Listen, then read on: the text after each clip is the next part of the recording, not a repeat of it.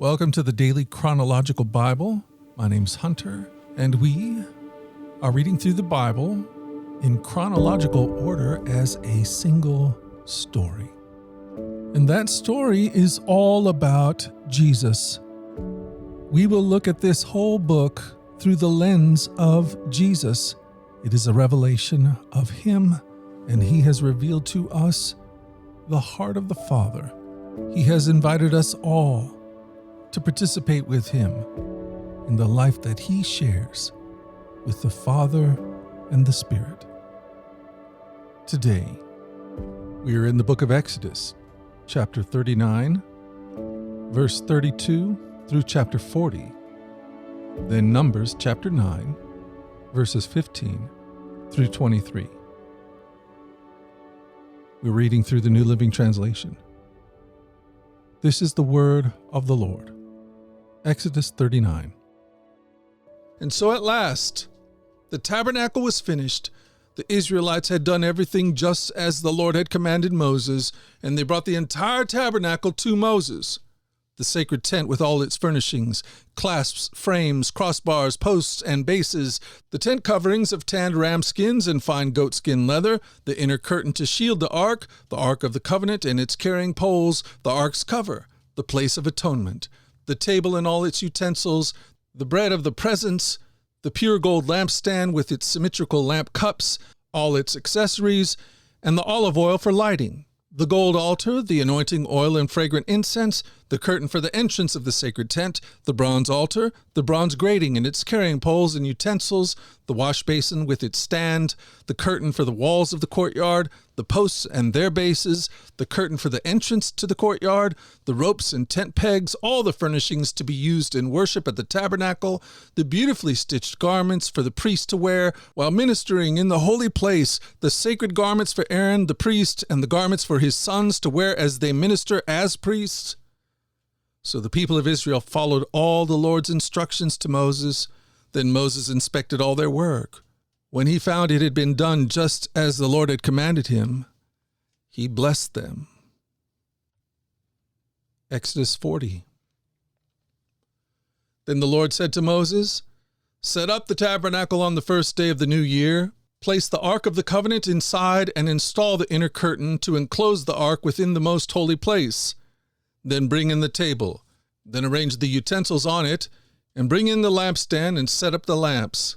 Place the gold incense altar in front of the ark of the covenant. Then hang the curtain at the entrance of the tabernacle. Place the altar of burnt offering in front of the tabernacle entrance. Set the wash basins between the tabernacle and the altar, and fill it with water. Then set up the courtyard around the outside of the tent, and hang the curtain for the courtyard entrance. Take the anointing oil and anoint the tabernacle and all its furnishings to consecrate them and make them holy. Anoint the altar of burnt offering and its utensils to consecrate them. Then the altar will become absolutely holy. Next, anoint the wash basin and its stand to consecrate them. Present Aaron and his sons at the entrance of the tabernacle and wash them with water. Dress Aaron with the sacred garments and anoint him, consecrating him to serve me as a priest. Then present his sons and dress them in their tunics. Anoint them as you did their father, so that they may also serve me as priests. With their anointing, Aaron's descendants are set apart for the priesthood forever, from generation to generation." Moses proceeded to do everything just as the Lord had commanded him. So the tabernacle was set up on the first day of the month of the second year. Moses erected the tabernacle by setting down its bases, inserting the frames attached to the crossbars, and setting up the posts. Then he spread the coverings over the tabernacle framework and put on the protective layers just as the Lord had commanded him. He took the stone tablets inscribed with the terms of the covenant and placed them inside the ark. Then he attached the carrying poles to the ark and set the ark's cover, the place of atonement, on top of it. Then he brought the ark of the covenant into the tabernacle and hung the inner curtain to shield it from view, just as the Lord had commanded him.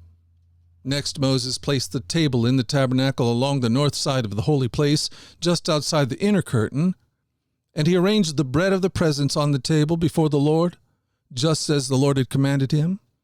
He set the lampstand in the tabernacle across from the table on the south side of the holy place.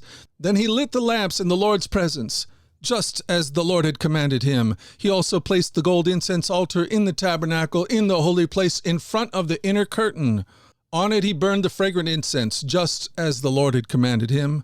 He hung the curtain at the entrance of the tabernacle, and he placed the altar of burnt offering near the tabernacle entrance.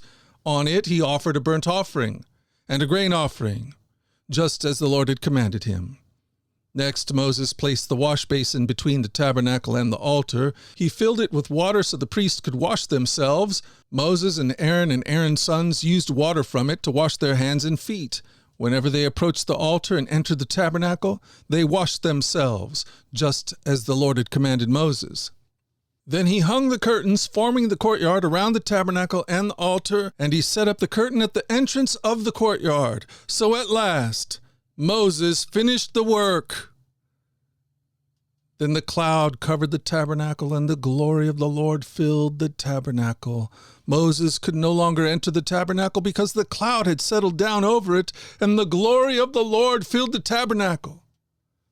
Now, whenever the cloud lifted from the tabernacle, the people of Israel would set out on their journey, following it.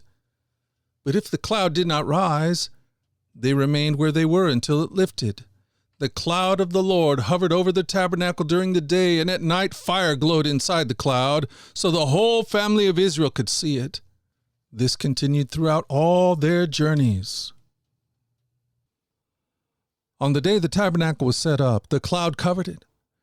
From evening till morning, the cloud over the tabernacle looked like a pillar of fire. This was the regular pattern. At night, the cloud that covered the tabernacle had the appearance of fire. Whenever the cloud lifted from over the sacred tent, the people of Israel would break camp and follow it. And wherever the cloud settled, the people of Israel would set up camp. In this way they traveled and camped at the Lord's command, wherever he told them to go. Then they remained in the camp as long as the cloud stayed over the tabernacle.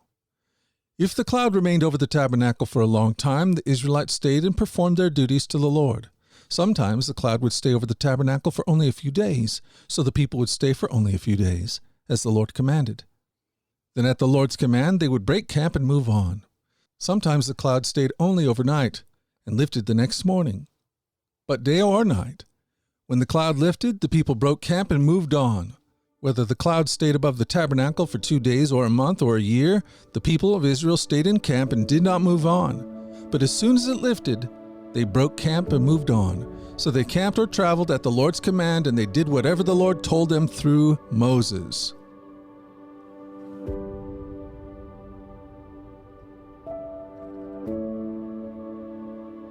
Thank you for joining us at the Daily Chronological Bible. You can find out more about our other podcasts at dailyradiobible.com, where people from all around the world come to join us in this journey through the Scriptures, where we allow the Scriptures to point us to the God who is love, the God revealed to us fully in Jesus. Again, that website is dailyradiobible.com.